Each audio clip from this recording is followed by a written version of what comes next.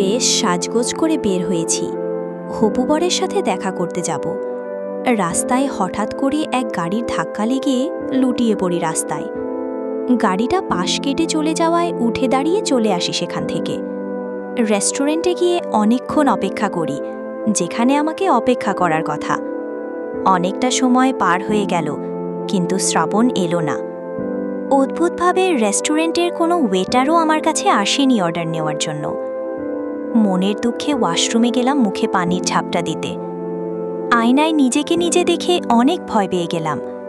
মুখের এক পাশ থেতলে গিয়েছে, মাথা ফেটে রক্ত ঝরে আমার গলা ঘাড় বেয়ে বেয়ে শাড়ি মাখামাখি হচ্ছে। অদ্ভুত, আমার ব্যথা কেন অনুভব হচ্ছে না?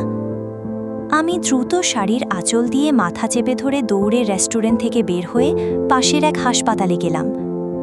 চেঁচিয়ে ডাক্তার নার্সদের ডাকছি, কিন্তু কেউ কোনো সাড়া দিচ্ছে না। মনে হচ্ছিল যেন আমি অদৃশ্য কোনো প্রাণী। দৌড়ে ডাক্তারের চেম্বারে ঢোকার সময় বারান্দায় রাখা এক ট্রলি বেডে ঠিক আমিটাই রক্তাবস্থায় শুয়ে আছি দেখতে পেলাম।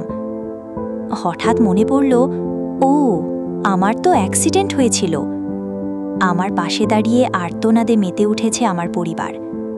পাশে এক কোণে দাঁড়িয়ে বৃথা কান্না আটকানোর চেষ্টা করছে আমার হবু বরটা।